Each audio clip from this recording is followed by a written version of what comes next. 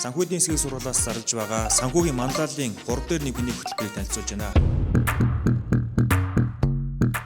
Энэхүү хөтөлбөр маань эхний 3 жилдээ та бакалаврын зэрэг эзэмсгээс гадна 1 жил суралцаад магистрийн зэрэг авах боломжтой юм аа. Энэхүү хөтөлбөрийн сургалтын онцлог нь эхний 1 жил нь санхүү эдийн засгийн сургуулийн багш нар ерөнхий болон мэргэжлийн суурь хичээлүүдийг орохоос гадна бизнесийн байгууллагын зөвлөх багш нар бизнесийн практик сургалтуудыг орно.